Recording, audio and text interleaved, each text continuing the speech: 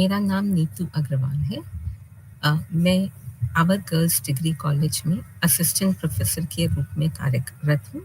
आज मैं आपके समक्ष आपके प्रोग्राम मान यानी मास्टर्स इन एंथ्रोपोलॉजी के MAN 001 कोर्स के तहत यूनिट 3 यानी कि सोशल आइडेंटिटी एंड मूवमेंट्स या सामाजिक पहचान और आंदोलन पर कुछ चर्चा करने के लिए उपलब्ध हूँ। जब हम सामाजिक पहचान या सोशल आइडेंटिटी की बात करते हैं तो ये कहना सबसे उल्लेखनीय है कि मानव विज्ञान जो है शुरुआत से ही विभिन्न समाजों और अन्य संस्कृतियों के अध्ययन और समझ से संबंधित है। अतः मानव विज्ञानी लंबे समय से इस बात से तर्क रखते हैं कि व्यक्ति और समूह खुद को और एक दूसरे को कैसे समझते हैं और बनाते हैं। लेकिन ये जो सोशल आइडेंटिटी या सामाजिक पहचान शब्द है, इसका जो है उपयोग 1960 के दशक में मनोवैज्ञानिक एरिक एरिक्सन के साथ जोड़ा जाता है। लेकिन इससे पहले जो है मानव विज्ञानी अन्य शब्दों का उपयोग करते थे। अब सामाजिक आइडेंटिटी, सोशल आइडेंटिटी या सामाजिक पहचान का उपयोग विभिन्न विषयों और संदर्भों में कई तरीकों से, कभी-कभी विरोधाभासी तरीकों से किया जाता है। इस शब्द का इस्तेमाल व्यक्तियों और समूहों दोनों के लिए किया जाता है और इसका इस्तेमाल धार्मिक, राजनीतिक, निजी, सांस्कृतिक या जातीय क्षेत्रों को संदर्भित करने के लिए किया जाता है। मानव विज्ञानी मुख्य रूप से जातीय और सांस्कृतिक से लेकर राजनीतिक, धार्मिक या लैंगिक पहचान पर ध्यान केंद्रित करते रहे हैं। आज सामाजिक पहचान की जो मान्यता है वो स्थिर और आंतरिक पहचान ना होकर विरोधाभास, तरलता और प्रतियोगिता से घिरी हुई है। वैश्वीकरण, उत्तर उपनिवेशवाद, अंतर्राष्ट्रीयता और प्रवासी समुदायों के गठन से भी इसको संबंधित किया जाता है। मानव विज्ञानी इस बात पर भी ध्यान देते हैं कि राजनीतिक और अन्य उद्देश्यों के लिए पहचान का आविष्कार, चुनौती और निरंतरता कैसे की जाती है। अगर पहचान की बात करें, है ना, तो सामाजिक पहचान अक्सर सांस्कृतिक सीमांकन के रूप में काम करती है और मनुष्यों को महत्वपूर्ण समन्वय समस्याओं का हल कराने में मदद करती है। सामाजिक पहचान की कई महत्वपूर्ण विशेषताएं हैं, जैसे कि सामाजिक पहचान जो है दूसरों को स्पष्ट रूप से पहचानने पर और वे कौन हैं और किस समूह से संबंधित हैं इस पर बल देता है। सामाजिक पहचान संदर्भ पर निर्भर करता है। मैं कौन हूँ और मैं इसे आपके सामने कैसे व्यक्त करता हूँ, यह इस बात पर निर्भर करता है कि मैं कहाँ हूँ, आप कौन हैं और आपके आसपास और कौन है। सामाजिक पहचान बहुआयामी है। हम में से प्रत्येक में बहुत सी चीज़ें शामिल हैं। हम सभी कई चीज़ें हैं और हम अलग अलग संदर्भों में अलग अलग लोगों के साथ अलग अलग समय और स्थान पर अलग अलग चीज़ें हैं। और ये बदलती पहचान हमें सही तरीके से कार्य करने और प्रतिक्रिया देने में मदद करती है, ताकि हम खुद को सही व्यक्तियों के सामने पहचान सकें और खुद को भीड़ से अलग कर सकें।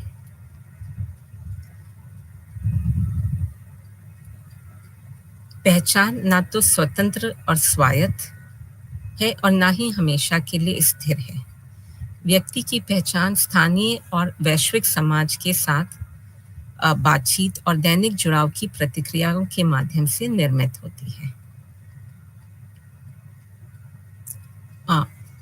पहचान निर्माण की ये प्रक्रिया सामाजिक और सांस्कृतिक संस्थागत व्यवस्थाओं जैसे जाति, धर्म, जातीयता, वर्ग, राजनीतिक दल, राज्य से व्यापक रूप से प्रभावित होती है।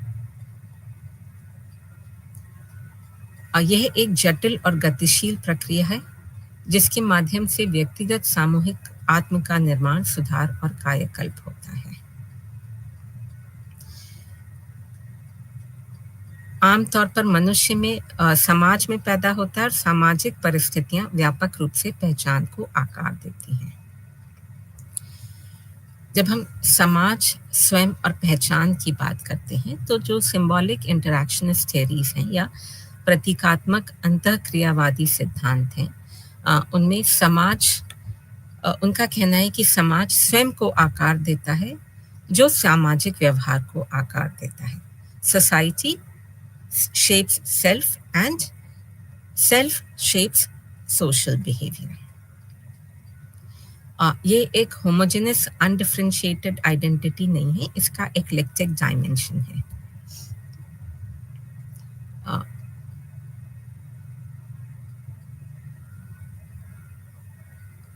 इसमें स्वयं को असतत पहचानो यानी डिस्क्रीट आइडेंटिटी और इंटरनलाइज्ड रोल डेजिग्नेशंस यानी आंतरिक भूमिका पदनामों के रूप में अवधारणागत किया जाता है।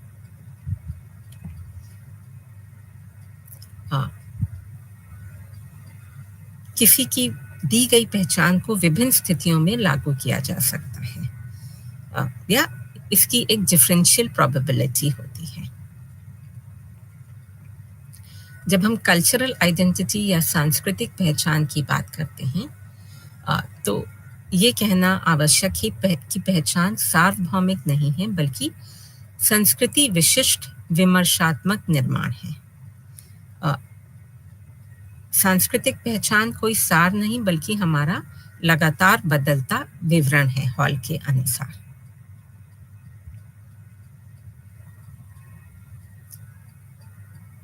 फूरियो शेरूटी ने पहचान की स्थापना और संचरण की प्रक्रिया से संबंधित दो महत्वपूर्ण आयामों पर जोर दिया है।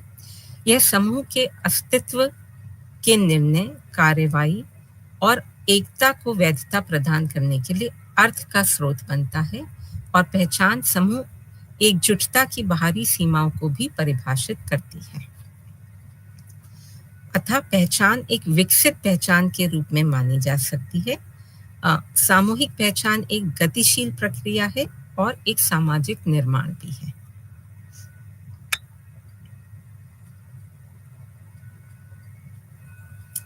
कैस्टल्स के अनुसार पहचान जो है स्वयं के लिए अर्थ का स्रोत है, it is a source of meaning, और स्वयं ही व्यक्तित्व निर्माण की प्रक्रिया के माध्यम से निर्मित होती है।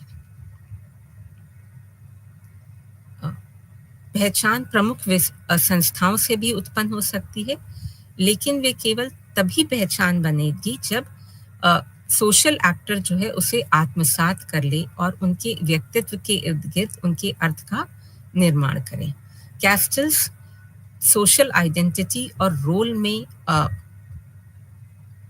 अंतर स्थापित करते हैं, सोशल पहचान और भूमिका में अंतर स्थापित करते हैं। उनके अनुसार पहचान भूमिका की तुलना में अर्थ को अधिक मजबूत स्रोत है, क्योंकि उसमें आत्मनिर्माण और व्यक्तित्व निर्माण की प्रक्रिया शामिल है। पहचान अर्थ को पहचानती है, जबकि भूमिका कार्य को पहचानती है। अतः अर्थ को एक सामाजिक अभिनेता द्वारा कार्रवाई के उद्देश्य की प्रतीकात्मक पहचान के रूप में परिभाषित किया जा सकता है। अमर्त्य सेन समुदाय और भाईचारे की भावना पर जोर देते हैं और कहते हैं कि सामाजिक पहचान समुदाय और भाईचारे की भावना से जुड़ी हुई है। हमारे ज्ञान और समझ के साथ साथ हमारे आचार विचार और मानदंडों को बेहतर बनाने में समुदाय और उन लोगों का बहुत महत्वपूर्ण प्रभाव होता है जिनके साथ हम पहचान करते हैं और जुड़ते हैं। अतः सामाजिक पहचान मानव जीवन के लिए केंद्रीय है।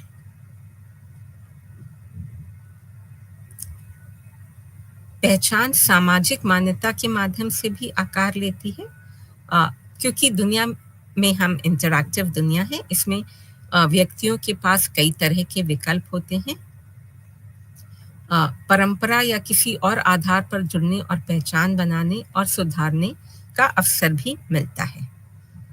तो हमारी पहचान पसंद से या तर्क से या निष्क्रिय मान्यता से उभरती है, अमर्त्य सेन के अनुसार।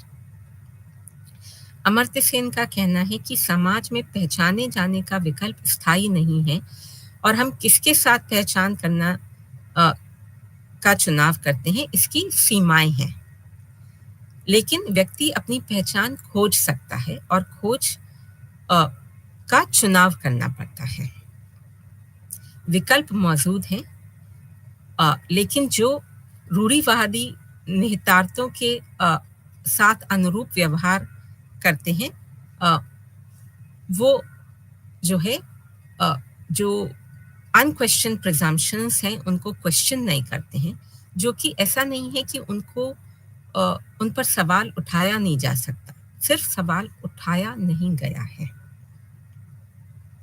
अतः सामाजिक पहचान में आमूलचूल परिवर्तन शामिल हो सकता है, जिसे स्वीकारा जा सकता है।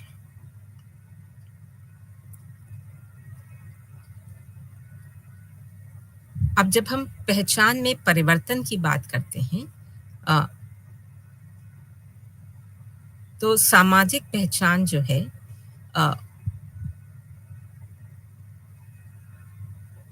सामूहिक पहचान या सामान्य पहचान बनाने में मदद करती है, अ, और सामाजिक आंदोलनों के तहत जो है सामाजिक पहचान में परिवर्तन होता है। सात्रे के अनुसार अ, जो स्कैटर्ड इंडिविजुअल्स के एक एकीकृत समूह का जो निर्माण होता है, वो सिरी को ग्रुप्स ऑफ फ्यूजन में ट्रांसफॉर्म कर देता है, श्रृंखला को समूहों में बदल देता है। मार्क्स के अनुसार जो है क्लास इन इटसेल्फ का ट्रांसफॉर्मेशन क्लास फॉर इटसेल्फ में हो जाता है, यानी कि स्वयं में वर्ग का जो परिवर्तन है वो स्वयं के लिए वर्ग में हो सकता है।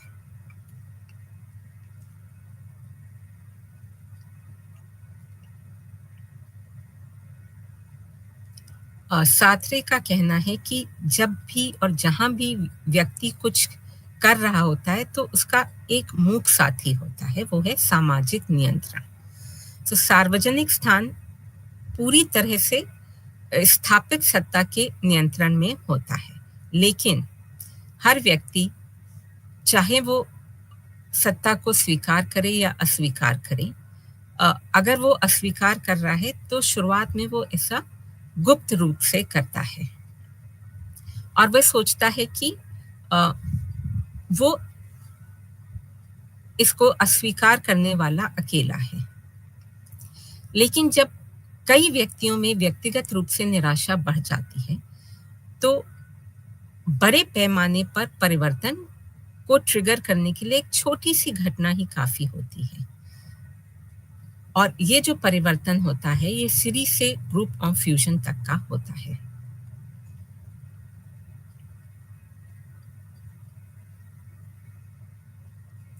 मार्क्सवादी विश्लेषण में सामाजिक पहचान में परिवर्तन को क्लास आइडेंटिटी या वर्ग पहचान में परिवर्तन के रूप में देखा गया है, क्लास इन इटसेल्फ से क्लास फॉर इटसेल्फ तक।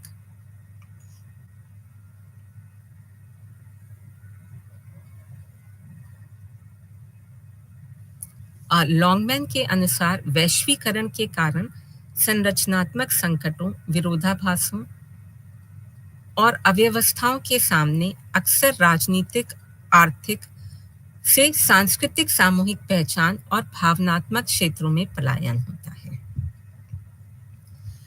फूको के लिए शक्ति और प्रभुत्व विभिन्न अनुशासनात्मक, विवेचनात्मक प्रथाओं के माध्यम से पहचान के अंकन और नियंत्रण में काम करते हैं।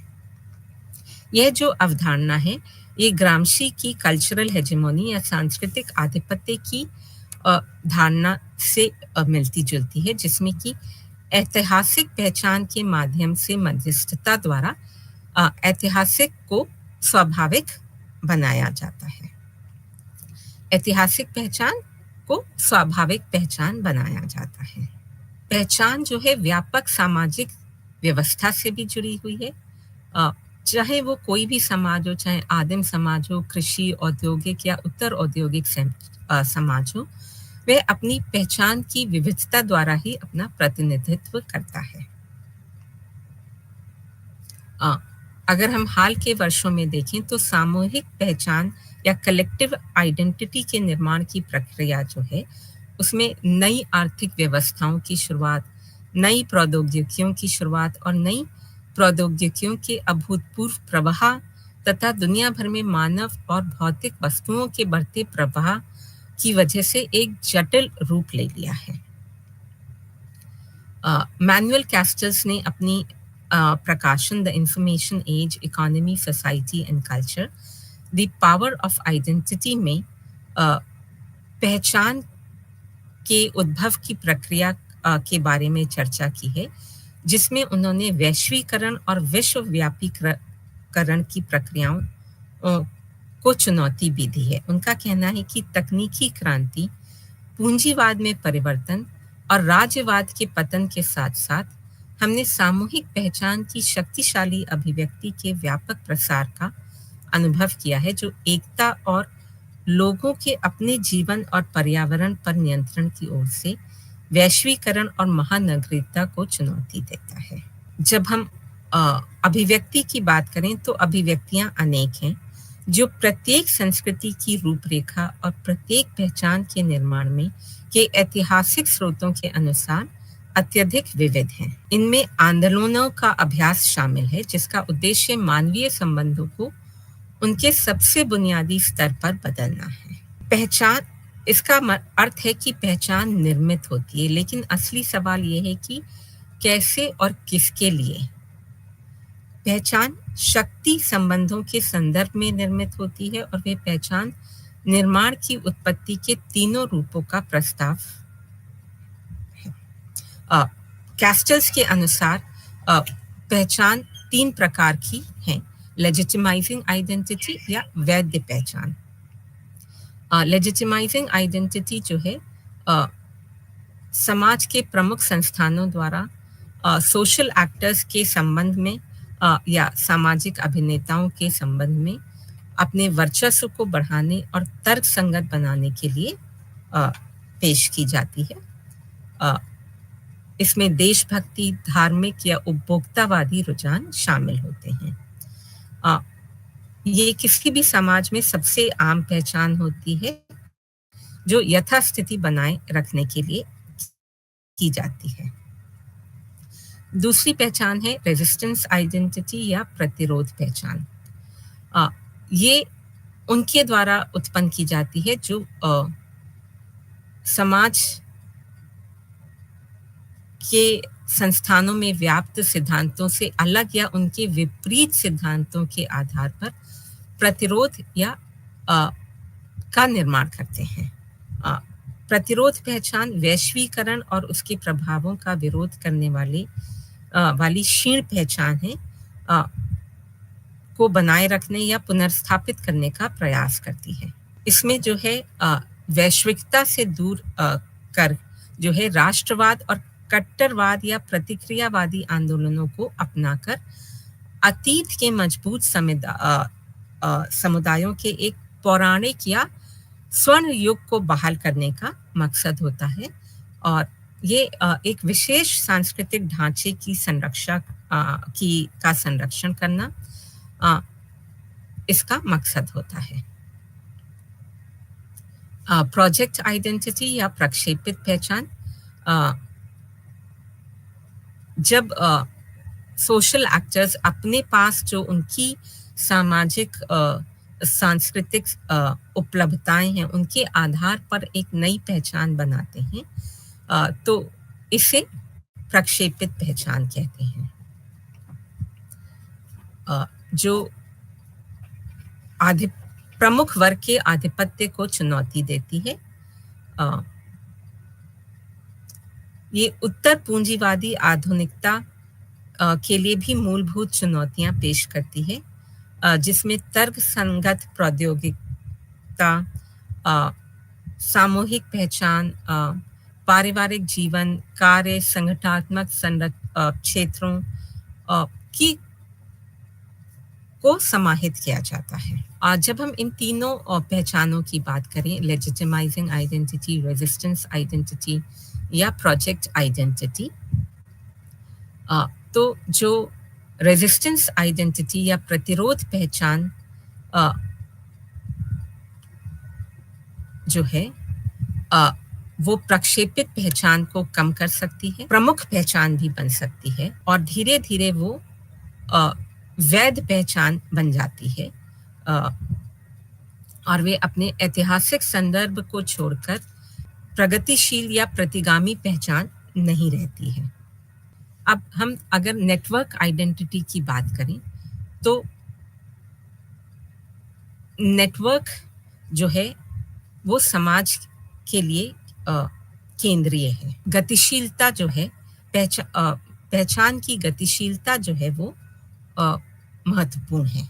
वैश्विक नेटवर्क के प्रवाह और उनके साथ जो रहने वाले अभिजात वर्ग को छोड़कर ये स्वयोजना असंभव हो जाता है।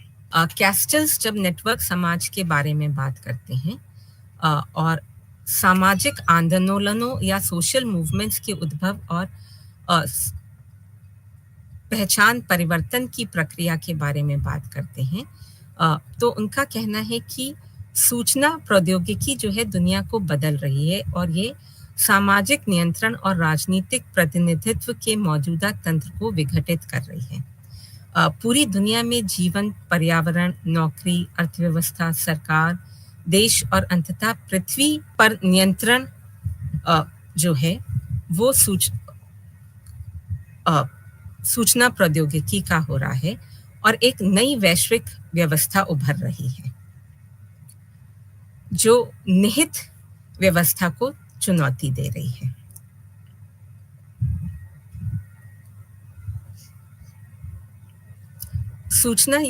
कैस्टल्स के अनुसार सूचना युग में धन, शक्ति और सूचना के वैश्विक नेटवर्क से परे आधुनिक राष्ट्र या राज्य ने अपनी संप्रभुता को खो दिया है। जो लेजिटिमाइजिंग आइडेंटिटी है वो इस नेटवर्क युग में समाप्त हो गई है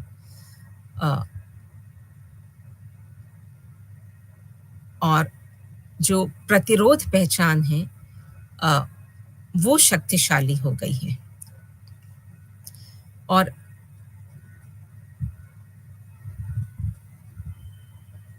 नेटवर्क समाज जो है राज्यतंत्र, वैश्विक नेटवर्क और स्व केंद्रित व्यक्तियों के साथ जो है वो प्रतिरोध पहचान के इर्द गिर्द घटित कम्यून के जैसा है। उनके अनुसार सामाजिक आंदोलन, वैश्वीकरण, पूंजीवादी पुनर्गठन, संगठनात्मक नेटवर्किंग, अनियंत्रित सूचनावाद और पितृसत्तात्मकता के खिलाफ सांप्रदायिक प्रतिरोध से उभर रहा है। इसमें पारिस्थितिकीवाद, नारीवादी, धार्मिक कट्टरपंथी, राष्ट्रवादी और स्थानीय वादी प्रतिक्रियाएं शामिल हैं।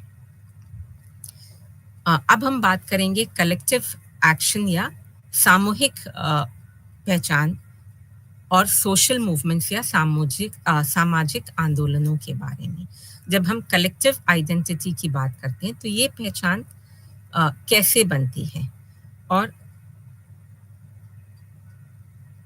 सामाजिक आंदोलनों के लिए इसका क्या निहितार्थ है। जब हम 20वीं सदी की शुरुआत में पश्चिमी यूरोपीय देशों में सामाजिक आंदोलनों का अध्ययन चालू हुआ तो ये देखा गया कि ब्रिटेन और अन्य देशों में जो श्रमिक आंदोलन थे या औद्योगिक लोकतंत्रों के विकास या फेबियन समाजवाद या कल्याणकारी और वेलफेयर स्टेट के प्रसार में ये सामाजिक आंदोलन उभरे, जबकि जर्मनी में जो है ये राष्ट्रवादी भावनाओं के आंदोलन की पृष्ठभूमि में उभरा।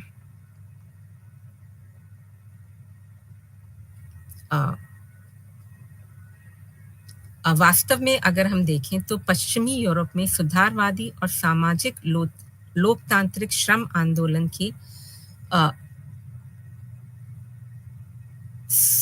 संस्थागत होने से इन देशों में सामाजिक वैज्ञानिकों द्वारा सामाजिक आंदोलनों की अवधारणा प्रभावित हुई। सांस्कृतिक अंतरक्रियाशीलता और सह निर्माण की दुनिया में सामाजिक आंदोलन नए विचारों को उत्पन्न करने, नए अभिनेताओं को सक्रिय करने, नए विचारों को उत्पन्न करने के लिए सार्वजनिक स्थान प्रदान करता है। इस प्रकार नए ज्ञान का उत्पाद करने, अपनी स्वयं की संज्ञानात्मक पहचान पर चिंतन करके सामाजिक व्यवस्था की प्रमुख मान्यताओं को चुनौती देकर सामाजिक आंदोलन नए विचारों को विकसित करता है, जो कि मानव रचनात्मकता की प्रक्रिया के लिए मौलिक है। सामाजिक आंदोलन न केवल सामान्य सामाजिक पहचान की समझ से बल्कि सामान्य हित से भी जुड़े होते हैं। वैश्विकता और सूचनावाद के बढ़ते स्थान के परिदृश्य में पहचान की धारणा एक छोर पर आदर्शवादी और आधिपत्यवादी बनकर उभरी है, तो दूसरी तरफ कमजोर, खंडित और आत्म उन्मुख भी हो रही है। समकालीन समाजों में बदलावों को देखते हुए पहचान सिद्धांत के प्रभुत्व की आलोचना भी एक संभावना और आवश्यकता हो गई है।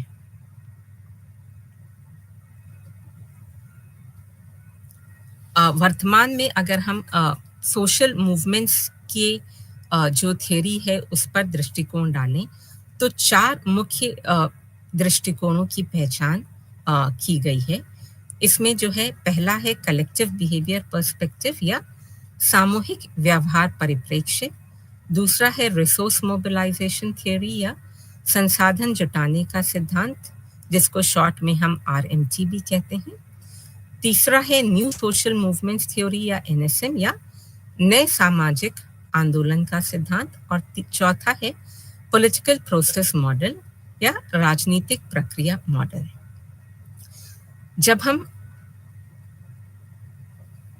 सामूहिक व्यवहार के परिप्रेक्ष्य में देखें, तो नए सामाजिक मानदंडों के निर्माण और स्थापना में सामूहिक कार्यवाही के महत्व पर जोर दिया जाता है। सामाजिक आंदोलनों को एक व्यवहार सिद्धांतकारों द्वारा समाज की मूल्य प्रणाली के स्तर पर अपेक्षाकृत शिथिल, संरचित और अनौपचारिक या परिवर्तन के विरोधियों के रूप में प्रस्तुत किया जाता है। अब सबसे पहले हम रिसोर्स मोबिलाइजेशन थ्योरी की बात करेंगे। रिसोर्स मोबिलाइजेशन थ्योरी जो है या संसाधन जुटाने के सिद्धांतों का ध्यान जो है वो सामाजिक आंदोलनों की संगठनात्मक संरचना और सामूहिक कार्यवाही के तर्क संगत या रणनीतिक तर्क पर है। ऐसे सिद्धांतों के समर्थक जो है वो पहले से मौजूद संगठनों के साथ संबंध और वित्तीय संसाधनों और पेशेवर विशेषज्ञता की उपलब्धता जैसे कारकों के केंद्रीय महत्व पर जोर देते हैं। RMT या रिसोर्स मोबिलाइजेशन थ्योरी में साधन तर्क संगतता के तर्क पर जोर देने के साथ इसे जोड़ा गया है। यह सामूहिक अभिनेताओं द्वारा अपने हितों और उद्देश्यों की खोज में किए गए लागत लाभ या कॉस्ट बेनिफिट कैलकुलेशन को नियंत्रित करता है। न्यू सोशल मूवमेंट्स या नए सामाजिक आंदोलनों की जब हम बात करते हैं, तो इसके केंद्र में रणनीतिक बातचीत और संगठनात्मक संसाधनों के बजाय पहचान निर्माण, सोशल आइडेंटिटी कंस्ट्रक्शन और एकजुटता के निर्माण की प्रक्रियाओं को रखा जाता है। न्यू सोशल मूवमेंट्स या नए सामाजिक आंदोलनों के लिए के जो सिद्धांतकार हैं, उनके हिसाब से सामूहिक कार्यवाही के समकालीन रूपों में जटिल अंतःक्रियात्मक प्रक्रियाओं के माध्यम से सांस्कृतिक अभिविन्यासों पर नई पहचान और संघर्ष की अभिव्यक्ति शामिल है, अ, जिसे केवल साधन तर्क संगतता के तर्क के संदर्भ में नहीं समझा जा सकता, यानी कि रिसोर्स मोबिलाइजेशन के अ, तहत नहीं समझा जा सकता। कोहेन का कहना है कि सामाजिक आंदोलनों और बड़े पैमाने पर सामाजिक या सांस्कृतिक परिवर्तनों जैसे कि उत्तर औद्योगिकवाद या उत्तर आधुनिकता में संक्रमण के बीच संबंधों की प्रकृति अ, भी इन सिद्धांतों में एक केंद्रीय मुद्दा रहा है। राजनीतिक प्रक्रिया सिद्धांत की बात करते हैं। ये प्रमुख दृष्टिकोण है। इससे जो जुड़े वैज्ञानिक हैं उनके अनुसार जो है वो संसाधन जुटाने या रिसोर्स मोबिलाइजेशन या न्यू सोशल मूवमेंट्स के सिद्धांतों की आलोचना करते हैं, क्योंकि उनका मानना है कि उसमें राजनीति की उपेक्षा की गई है।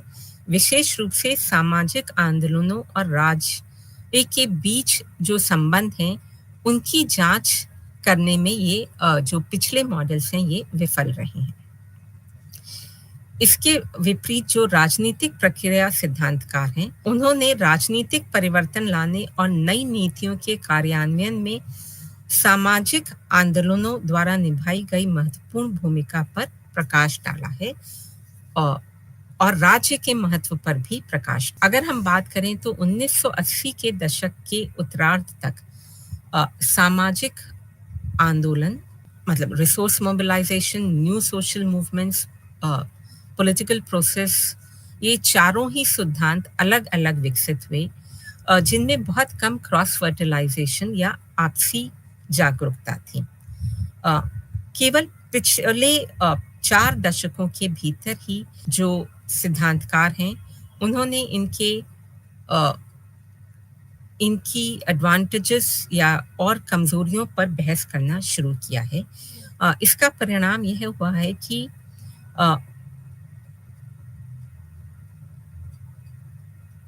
जो 1980 के दशक तक प्रत्येक दृष्टिकोण के सिक्के का केवल एक पहलू हमें दिखा है।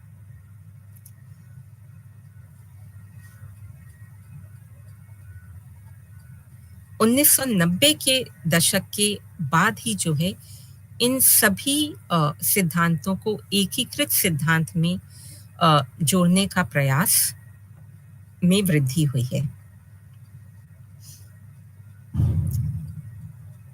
और इनके बीच पर्याप्त सहमति बनी है। जो भी सामाजिक आंदोलनों के क्षेत्र में काम कर रहे हैं,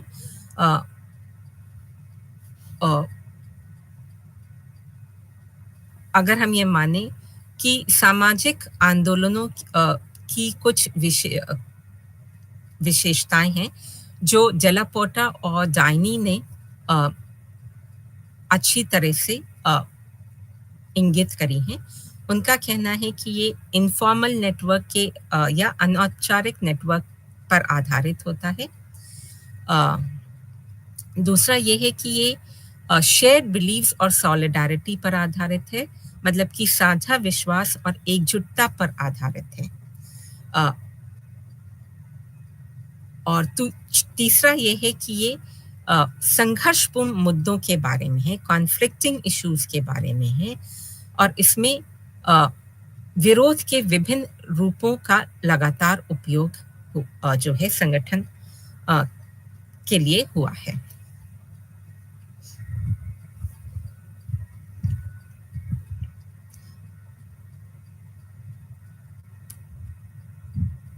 संगठन चाहे उनके प्रमुख लक्षण कुछ भी हों, वे सामाजिक आंदोलन जो है उसकी जो विशेषता है वो सामूहिक पहचान की उपस्थिति है। बिना अपनेपन की भावना, साझा विश्वासों और मूल्यों के आंदोलन में प्रतिभाग करना नामुमकिन होता है। तो सामाजिक आंदोलनों में सामूहिक पहचान व्यक्ति और समूहों के साथ इस जुड़ जाती है और एक विशिष्ट संगठनात्मक या समूह पहचान से वो परे होती है।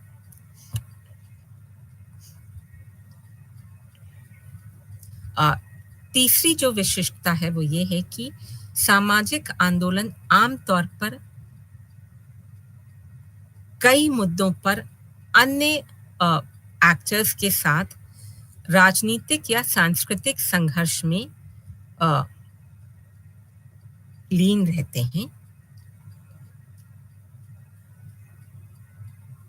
जिसमें संसाधनों का नियंत्रण और वितरण तथा मुख्य सांस्कृतिक या राजनीतिक मूल्यों का अर्थ और प्रणालीगत प्रकृति के सामाजिक प्रवर्तन शामिल हैं। सामाजिक राजनीतिक आंदोलनों की संघर्षपूर्ण अ, कार्यवाही में जो है सार्वजनिक विरोध के रूप में प्रदर्शन, हड़ताल, इन सब का उपयोग रहता है।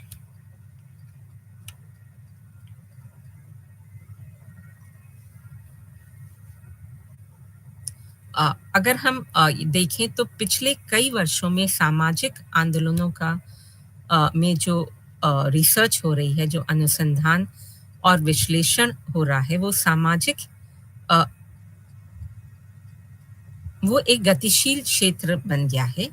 अ, लेकिन इसके विपरीत जो अ, मानव विज्ञानी इसमें अ, सक्रिय नहीं हैं और एस्कोबार ने इस पर जो है बहुत अच्छे से अध्ययन किया है।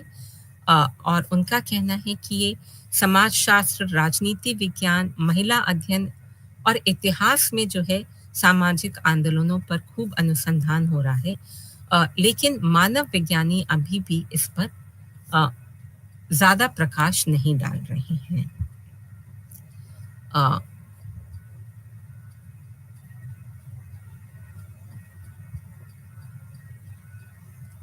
एस्कोबार के अनुसार अ, इसके 5 प्रमुख कारण हैं जिसकी वजह से मानव वैज्ञानिक जो है सामाजिक आंदोलनों से अभी तक अदृश्य हैं। सबसे पहला कारण ये है कि 1980 से 1990 के दशक के दौरान अ, एंग्लोफोन एंथ्रोपोलॉजिस्ट या नृविज्ञान में अ, पाठ्यचर्या और प्रतिनिधित्व से संबंधित मुद्दों की प्रमुखता है। अ, एक प्रकाशन था क्लिफर्ड एंड मार्कस द्वारा writing culture which was an edited collection. इसका सबटाइटल था politics and politics of anthropology.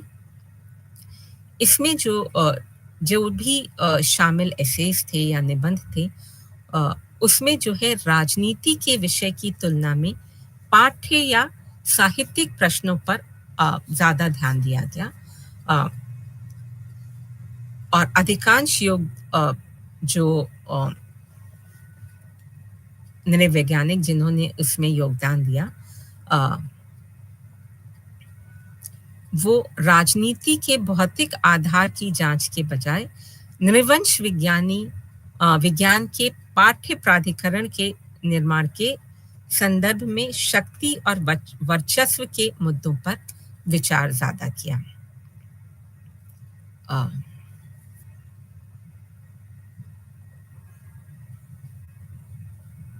दूसरा जो कारक है वो है अभ्यास की अपर्याप्त अवधारणा, इनएडिक्वेट कंसेप्चुअलाइजेशन ऑफ प्रैक्टिस। 1960 के दशक से मानव शास्त्र में अभ्यास की अवधारणा का महत्व लगातार बढ़ता जा रहा है और इसका एक पहलू सामाजिक और सांस्कृतिक संरचनाओं के निर्माण और पुनरुत्पादन में रोजमर्रा की और साथ ही साथ अनुष्ठानिक प्रथाओं की भूमिका की जांच करने की आवश्यकता के बारे में अधिक जागरूकता है। अ, लेकिन एस्कोबार का कहना है कि अ, सामाजिक जो एक्टर्स हैं उनके द्वारा सामाजिक जीवन का सामूहिक उत्पादन अ, अभ्यास की एक व्यक्तिगत उन्मुख धारणा के प्रचलन से नृविज्ञान में अदृश्य सा रहा है। तीसरा जो उनका मानना है वो ये है कि division of labour in academia, अकादमी के भीतर श्रम का विभाजन। सामाजिक आंदोलन जो है मानव शास्त्र के लिए प्रासंगिक है क्योंकि उसमें सांस्कृतिक अर्थों के साथ साथ सामाजिक और आर्थिक संसाधनों पर संघर्ष शामिल होता है। इसका तात्पर्य यह है कि मानव शास्त्रियों ने सामाजिक आंदोलनों को अधिकांशतः सामाजिक आर्थिक संघर्षों के रूप में माना है और परिणाम स्वरूप जो है वो समाजशास्त्रियों और राजनीतिक वैज्ञानिकों की रुचि का विषय रहा है, ना कि मानव शास्त्रियों की रुचि का।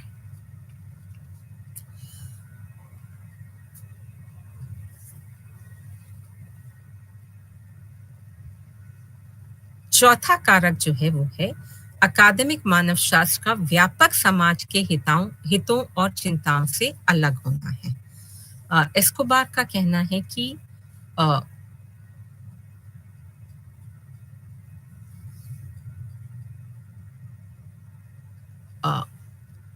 मुख्य रूप से अकादमी जो है वो इसके लिए उत्तरदायी है।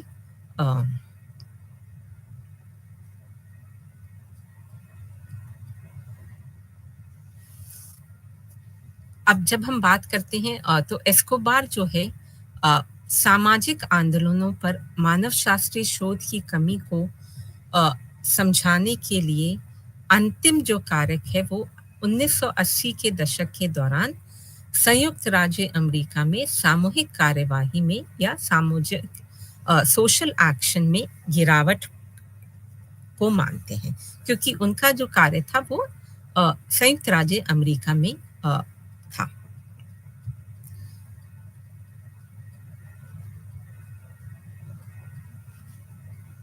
पिछले 20 वर्षों में लैटिन अमेरिका, पश्चिमी यूरोप और उत्तरी अमेरिका में सामाजिक आंदोलन अनुसंधान जो है वो बहुत फलीभूत हुआ, लेकिन सामाजिक मानव वैज्ञानिक जो है इसमें कुछ इच्छुक नहीं रहे।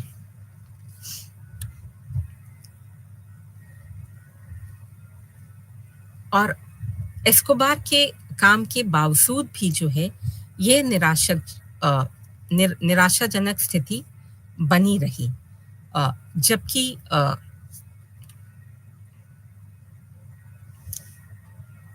सामाजिक आंदोलनों में के अध्ययन में नृविज्ञान का बहुत महत्वपूर्ण योगदान हो सकता है।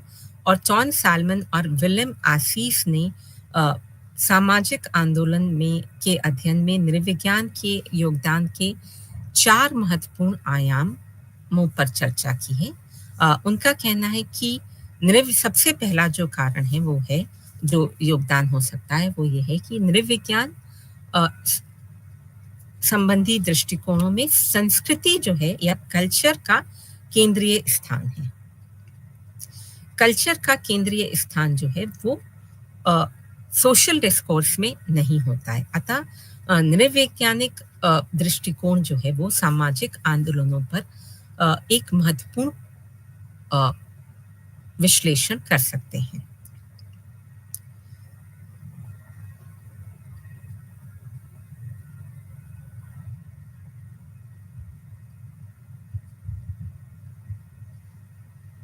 दूसरा जो है वो ये है कि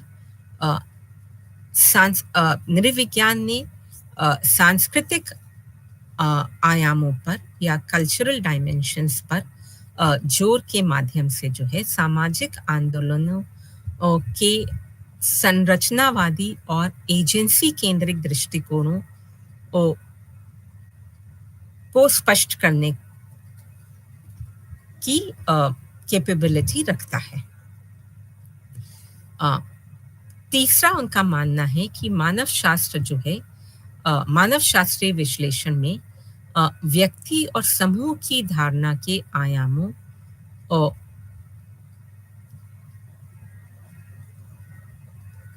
को विश्लेषित करने में वो सशक्त है।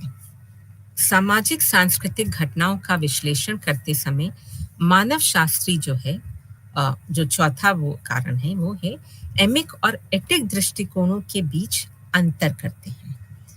अ, अ, मानव शास्त्री जो है वो विभिन्न संदर्भों को संदर्भित करते हैं जिसमें सांस्कृतिक विशेषताओं के बारे में वो ज्यादा जोर देते हैं और एमिक परिप्रेक्ष्य जो है अ, अगर हम एमिक और एटिक दृष्टिकोण की बात करें तो एमिक परिप्रेक्ष्य जो है समाज के भीतर अर्थपूर्ण अंतः निहित सांस्कृतिक भेदों पर ध्यान केंद्रित करता है। अ, एमिक परिप्रेक्ष्य जो है वो उन शब्दों और लेबलों की खोज में लीन रहता है जिन्हें अ, उस समाज के लिए अ, की पहचान कहा जा सकता है। एटिक परिप्रेक्ष्य जो है उन अवधारणाओं और श्रेणियों की खोज करता है जिनका वैज्ञानिकों के बीच और तुलनात्मक रूप से अर्थ होता है।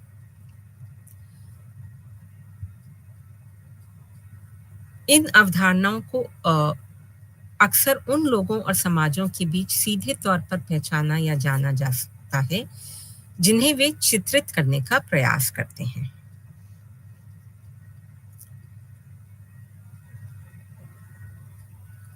लेकिन अधिकांश सामाजिक वैज्ञानिक विवरणों में अ, एमिक आयाम जैसे गायब सा दिखता है।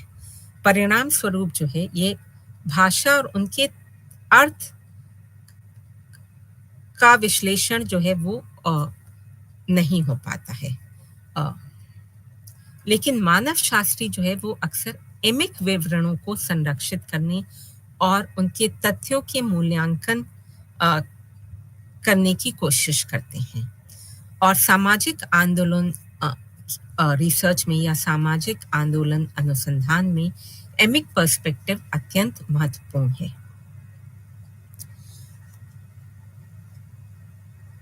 इसके अलावा जो लास्ट विशेषता है वो ये है कि मानव विज्ञान अक्सर एक होलिस्टिक सोशल साइंस के रूप में दर्शाया जाता है, समग्र सामाजिक विज्ञान के रूप में दर्शाया जाता है। लेकिन आज जो समाज की अत्यधिक जटिलताएं बढ़ रही हैं, इसमें एक समग्र सामाजिक अध्ययन जो है वो उतना अ, संभव नहीं है, लेकिन मूल विचार जो है वो आज भी मानव विज्ञान में समग्र सामाजिक अनुसंधान का रहता है। तो मानव विज्ञान जो है समग्र रूप से मानव जाति का अध्ययन करता है, जो कि मानव और मानव गतिविधि की सभी अभिव्यक्तियों को एकीकृत तरीके से शोध करने के लिए व्यवस्थित रूप से अ, शोध करते हैं। और अगर हम देखें तो राजनीति विज्ञान, अर्थशास्त्र, वास्तुकला, संगीत शास्त्र, रिश्तेदारी, धर्म और बाकी सब कुछ जो है समग्र रूप से अ, मानव जाति के अध्ययन में अ, मानव वैज्ञानिक जो है उसे एकीकृत करता है। तो अतः सामाजिक आंदोलन के अध्ययन में मानव शास्त्र एक अहम भूमिका निभा सकता है, लेकिन अभी तक ये जो है थोड़ा सा पर्टिकुलरली 1980 के दशक तक देखने को नहीं मिल रहा था, क्योंकि अ, सामाजिक आंदोलनों को कल्चर के साथ और कल्चर की जो हमारी डेफिनेशंस हैं उनके साथ समन्वय नहीं स्थापित हो पा रहा था। अब हम सारांश में अगर बात करें तो सामाजिक आंदोलनों के अध्ययन में अ, मानव वैज्ञानिक जो है प्रमुख योगदान निभा सकते हैं। अ, अ, और उन्होंने हाल ही के दशकों में इसमें प्रमुख योगदान निभाया भी है, जिसमें से एक है सामूहिक प्रतिरोध की परिभाषा, अ, को औपचारिक विरोध के दायरे से आगे बढ़ाकर प्रतिरोध के रोजमर्रा के रूपों और असहमति के मध्यवर्ती रूपों को उसमें शामिल करना है, जो कि जब तक ये राजनीति शास्त्र और समाज शास्त्र का विषय था, अ, रोजमर्रा के जो प्रतिरोध हैं, वो इसमें शामिल नहीं हो पा रहे थे। इसके अलावा मानव विज्ञानियों ने सामूहिक कार्यवाही के जीवंत अनुभव की जांच करके राजनीतिक भागीदारी के भावात्मक और व्यक्तिपरक प्रभावों को भी सामने रखा है। ये जो इमोशनल और इंडिविजुअल इफेक्ट्स थे, ये भी जो है अ, मानव वैज्ञानिकों के अलावा बाकी अ, अनुसंधानकर्ताओं और सिद्धांतकर्ताओं जो है इस पर विश्लेषण नहीं कर पा रहे थे। पिछले वर्षों में मानव विज्ञानियों का ज़्यादातर जो सरोकार है वो स्वदेशी संगठन दैट इज़ एनजीओज़, जेंडर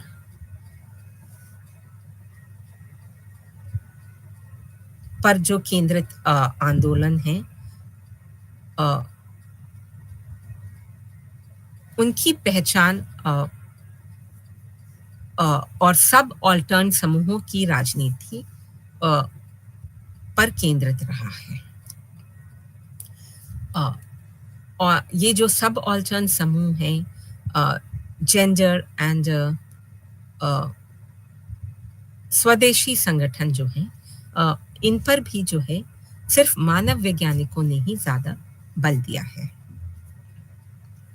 मानव वैज्ञानिकों की इस बात में भी रुचि रही है कि कैसे जो है आर्थिक वैश्वीकरण और नव उदारवादी सुधार के प्रभावों के खिलाफ संघर्ष हुए हैं, जिसमें अंतर्राष्ट्रीय निगमों और वैश्विक वित्तीय संगठनों जैसे कि अंतर्राष्ट्रीय मुद्रा कोष और विश्व व्यापार संगठन के खिलाफ जो विरोध प्रदर्शन है, उन पर भी ध्यान केंद्रित हुआ है। हाल में अगर देखा जाए तो मानव वैज्ञानिकों की दिलचस्पी जो है वो डिजिटल सक्रियता, डिजिटल क्रिएटिविटी पर बढ़ गई है, और किस प्रकार डिजिटल तकनीकें जो है वो राजनीतिक भागीदारी और लोकतांत्रिक राजनीति को नए तरीके से परिभाषित कर रही हैं।